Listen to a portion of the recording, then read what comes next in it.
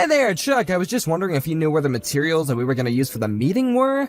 I see some of it in the documents here, but this isn't everything. Do you happen to have the rest of them? What the heck do you think you're doing messaging me at this time, huh? You think I climbed this high in the corporate ladder so that I could have some nobody bothering me after work hours? What materials are you even talking about? I am talking about the things that we need for the meeting that we're going to be having tomorrow. I thought that our department head assigned you to get those ready for tomorrow, didn't she? Oh, those documents. I think the ones that you're talking about, I know.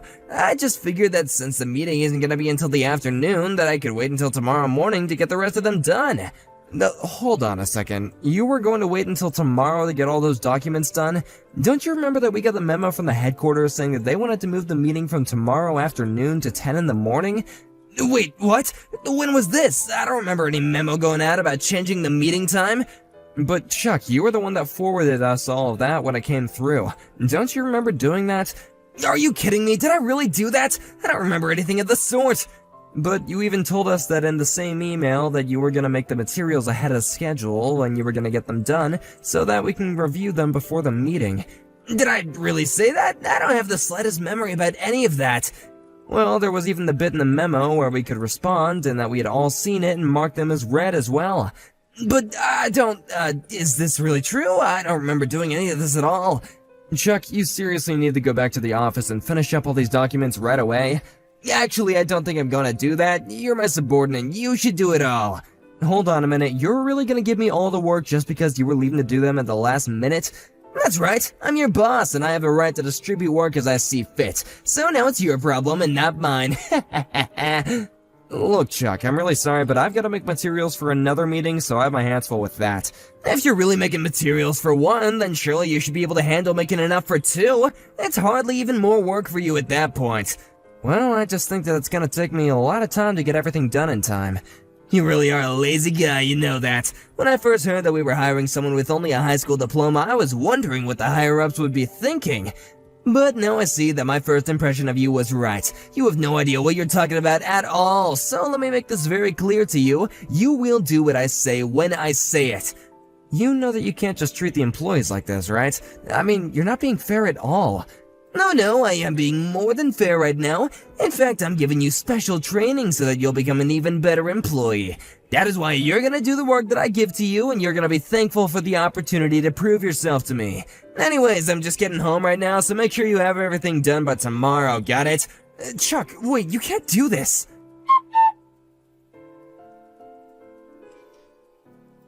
Hey, George, are you there? I just heard the big news. Is it true that you really got married? I had no idea that you were even dating anyone.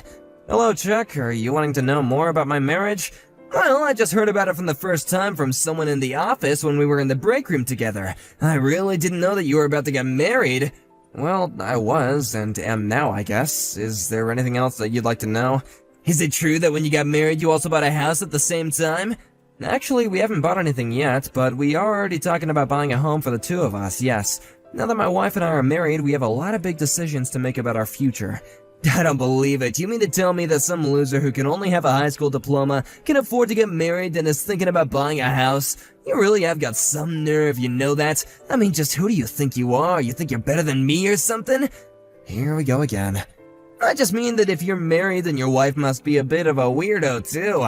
If this lady thinks it's a good idea to marry someone in your position, then you're either lying to her, or there's something wrong with her, too. Maybe you're just with her because she's all messed up and does crazy stuff in the bedroom. Is that why you two are married? Chuck, I don't care at all what you have to say to me. You can insult me and put me down all you want, but I draw the line at you saying anything that vulgar about my wife, do you understand me? Excuse me? Just who do you think you're talking to like that? You seriously have got some nerve. I just want to make something clear with you, Chuck. The reason that I wasn't able to go to college after I finished high school was because my dad died. My family didn't have the money to send me to college after that. I had to work to help take care of the rest of my family. So I really appreciate it if you would stop talking to me as if you know my life or what I've gone through before I got here, okay? Because not only is it rude, but it's also against the rules of how you can treat people in the office.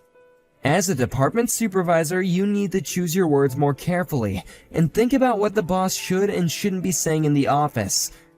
Just who in the world do you think you are? Telling me how I can and can't talk in the office, huh? Do you think you're the boss around here? Who died and made you the compliance officer for the whole office? Well, I don't think that anyone died, but you are right that I have been selected as this year's compliance officer. Wait, are you serious? You're really the CEO for the office this year? That's right. Anyways, I got a meeting with our department heads to attend to and some clients, so I gotta leave now. Hold on just 1 second. Are you telling me that you're working directly with the department heads? But you can't just skip over me and work with her. What the heck is going on here? How is someone who doesn't even have a college degree like you doing this, huh? I want to be there too. You tell me where you all are right now. If you want to go look at the office schedule board, all this should already be written there in a very clear way to understand, manager. I'll be going straight home after this, however, so I really do have to get going right now. Hey, we're not through here! Don't you run away from me, I still have things I gotta ask you! Hey there, George.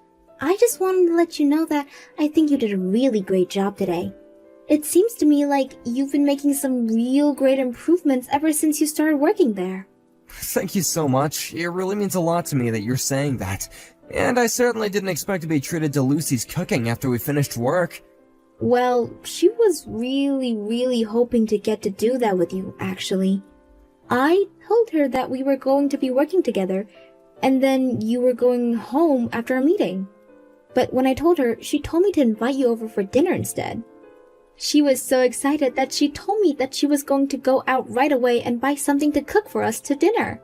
Well, thank you so much for your kindness. It really does mean so much to me.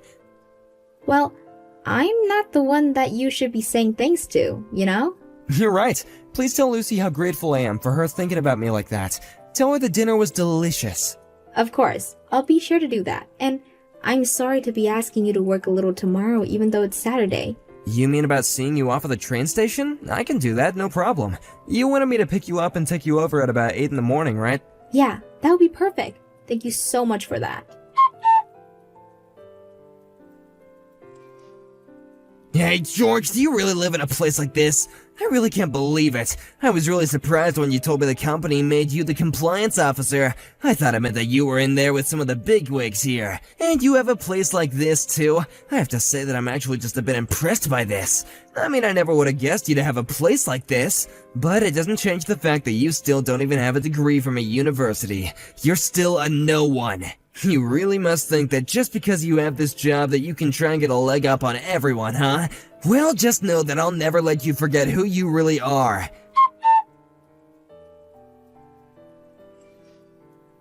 Hey there, George. I just wanted to let you know that I'm having a really great barbecue. I was gonna invite you to it as well, but I heard that you were going to be out of town doing something. Hello there, Chuck. Sorry, I'm not quite sure what you're talking about, actually. What is this about? No, I didn't tell ya. I was gonna be having a little barbecue party, and I was thinking of inviting you, but I guess you weren't here to be able to enjoy it. Well, yeah, I did have something to do this morning, but it's not like I'm out of town or anything like that. I'm actually already home right now. Oh man, this meat is good, and you're not gonna get to eat any of it. Okay. You enjoy that, I guess, Chuck. Hey, George, you still there? I got something to tell you about right now, so answer me as soon as you get this message, okay? Hello again, Chuck. I normally don't hear anything from you this often when it's the weekend, so what is it this time? Oh, I just wanted to let you know that I was having a barbecue at your house and there was a fire. Wait, what? A fire? You had a fire at your barbecue party? Is everyone okay? Well, I'm actually going home, but I was having the barbecue party at your house, so anyways, good luck putting that fire out.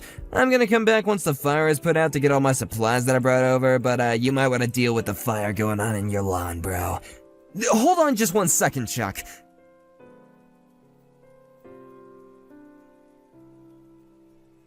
Wait, you're telling me that you don't actually live in a house, like you live in an apartment? Yeah, I have an apartment room on the 3rd floor of my building, actually, so I'm not really sure what you mean when you say that you were having a barbecue at my house, much less my lawn. Hold on a second, what do you mean? Are you serious about all this? I am. Did you even bother calling the fire department about any of this? No, I was gonna leave it all to you, actually. Well, you better call them right now, because wherever you are, that isn't my house.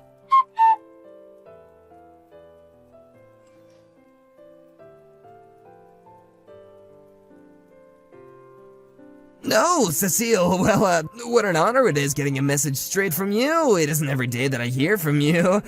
Please tell me what I can do for you. To what do I owe the honor? I was just wanting to talk to you about this business with you, trying to start a fire at the house of one of our employees? Oh, that, right, of course. Well, the one thing I was trying to do was pull a prank on George, and I think I went kind of a little wrong. He told me that I could have a barbecue at his house if I wanted to, but then he gave me the wrong address, so anyway, I ended up going to the wrong house, and I guess you know the rest from there. Right, well, that so-called wrong house was actually my house. No, wait, I'm sorry, what? That was your house? That's right, it was my house, and I wouldn't have minded as much if there was just a little bit of damage. But the thing is that the fire spread to my prize-winning rose garden and completely destroyed it. So, it really was your house then? You really mean that? That's right. It was my house.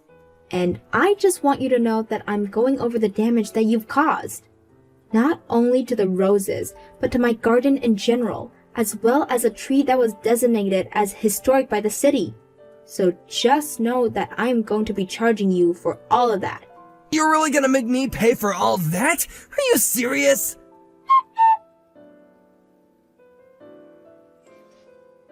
How could you do this to me? You never told me the house that you were sending me to was Cecile's. I didn't send you anything, although I did hear from one of Cecile's neighbors that they weren't able to put out the fire in time, that they did remember talking to you. They told me that you told them that you had permission from Cecile to do what you were doing. You're honestly lucky that your fire didn't end up burning the whole house down, you know that? I mean, did you really do all that just because you thought that it was my house?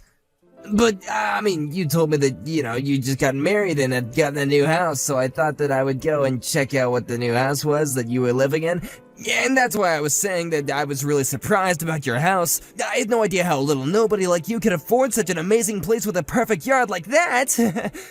I see. So basically you're saying that you thought that Cecile's house was actually mine? But, I mean, I saw you go up to this house after you finished up with work the other day. So how is it that you don't live there? Are you talking about a couple of days ago, when I went home from work that day? That's right. I just happened to see your car while I was out, and so I got into mine, and I thought that I would follow you home so I could make fun of where you lived. And then when you arrived, there was some pretty lady that came outside to greet you, so I was sure that you must have been, where you were living with your wife. Well, I don't know what else to say, but that's not my house, and that is not where I live with my wife. But how can that be? What did I even see then? You do remember that I told you that I was talking with my wife about where we were gonna live, right? I told you that we were still talking about where our house was gonna be. Did you really say that to me? I don't remember that at all. Are you sure that's what you told me about where you and your wife would be living? That's right. I'm sure that I told you that my wife and I hadn't decided on where we were gonna live yet. I'm sure that if you scroll up throughout our other conversations that you will say that I told you just that much as well. But then, I don't understand. Why were you going to Cecile's house then? Well, that would be because after I finished work the other day, I was invited there by Cecile, if you must know. And the other person who came out to greet me was actually Cecile's daughter, my wife. You're kidding me! That's right, so basically you thought that my mother-in-law's house was my house because my wife is still living there while we settled on a good place to move to. But then, what does that mean for me? What's gonna happen now? That sounds like something that's gonna be settled between you and Cecile. In the end, Chuck was fired. Not only was his out-of-work conduct considered unacceptable, but HR acted on the many reports of his non-compliance with office rules that I made. I imagine that he was probably charged with some kind of mix of breaking and